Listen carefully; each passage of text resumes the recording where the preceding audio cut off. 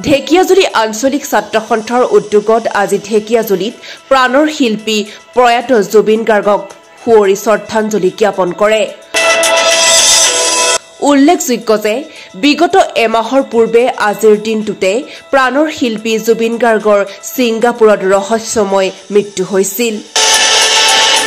জুবিন গাৰ্গৰ ৰহস্যময় মৃত্যুৰ পিছতে সৰ্বত্ৰে উঠিছে ন্যায়ৰ দাবী। প্ৰাণৰ শিল্পীৰ মৃত্যুৰ তদন্ত বিচাৰি সকলোৱে সাব্যস্ত কৰিছে প্ৰতিবাদ। সমান্তৰালভাৱে ঢেকিয়াজুলি আঞ্চলিক ছাত্ৰ সন্থাই আজি প্ৰাণৰ শিল্পীগৰাকীক সুঁৱৰি শ্ৰদ্ধাঞ্জলি জ্ঞাপন কৰি ন্যায় প্ৰাপ্তিৰ দাবী জনায়। আজিৰ শ্ৰদ্ধাঞ্জলি অনুষ্ঠানত উপস্থিত থাকি প্ৰয়াত কণ্ঠশিল্পী জুবিন গাৰ্গক লৈ কোনেও ৰাজনীতি নকৰিবলৈ হুংকাৰ দিয়ে সৰু শোণিতপুৰ জিলা ছাত্ৰ সন্থাৰ শিক্ষা সম্পাদক শংকৰ দাসে। আজিৰ উক্ত শ্ৰদ্ধাঞ্জলি অনুষ্ঠানত ঢেকিয়াজুলি আঞ্চলিক ছাত্ৰ সন্থাৰ ভাৰপ্ৰাপ্ত সম্পাদক বিকাশ কলিতাৰ লগতে বিষয়ববীয়াসকল উপস্থিত থাকে। সমান্তৰালভাৱে সনাতনী বীৰ হিন্দু সেনাৰ অসমৰ প্ৰান্তৰ সহপ্ৰমুখ মণিকণ দাস উপস্থিত থাকি আজি প্ৰিয় শিল্পীগৰাকীক শ্ৰদ্ধাঞ্জলি জ্ঞাপন কৰে। আচলতে শিল্পীগৰাকীৰ অৱৰ্তমান হোৱাৰ আজি এমাহ উকলি গ'ল।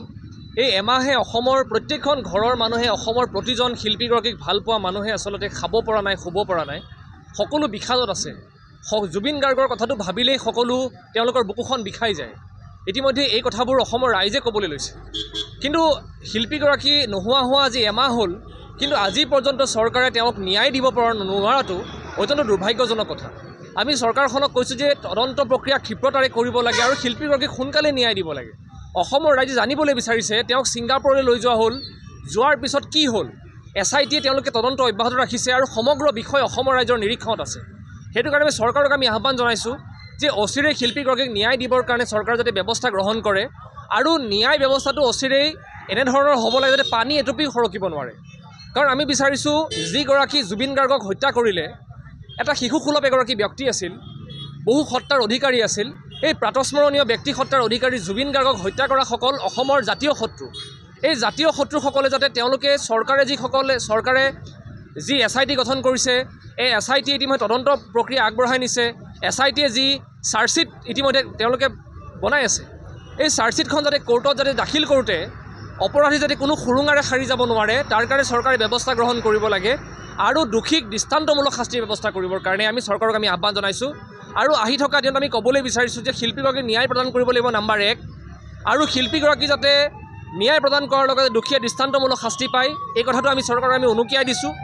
আৰু দ্বিতীয় কথাটো হৈছে চৰকাৰখনক আমি অনুৰোধ জনাইছোঁ আৰু অসমৰ যিবোৰ ৰাজনৈতিক দল আছে, আঞ্চলিক দল হওক বা ৰাষ্ট্ৰীয় দল হওক, তেওঁলোকক আমি অনুৰোধ জনাইছোঁ যে আপোনালোকে জুবিন গাৰ্গক লৈ ৰাজনীতি নকৰিবৰ কাৰণে আমি সকীয়াই দিছোঁ। কাৰণ প্ৰাণৰ শিল্পী জুবিন গাৰ্গ অসমৰ হৃদয়ৰ হৃদস্পন্দন। এই শিল্পীগৰাকীক লৈ কোনোবাই যদি ভাবিছে যে আহি থকা 26ৰ নিৰ্বাচন, এই বিধানসভাৰ নিৰ্বাচনী বৈতৰণি পাৰ হ'বৰ কাৰণে জুবিন গাৰ্গক আমি ঢাল হিচাপে ব্যৱহাৰ কৰিম, এই কথা কোনো কাৰণতে মানি লোৱা নহ'ব। সেইটো কাৰণে এই চিন্তা পৰিহাৰ কৰি আমাৰ মৰমৰ শিল্পীগৰাকীক জাতি, ধৰ্ম, বৰ্ণ, ভাষা নিৰ্বিশেষে অগপ, BJP, কংগ্ৰেছ সকলো নিৰ্বিশেষে এই প্ৰাণৰ শিল্পীগৰাকীক ন্যায় প্ৰদান কৰিবৰ কাৰণে আমি সকলোকে অনুৰোধ জনাইছোঁ।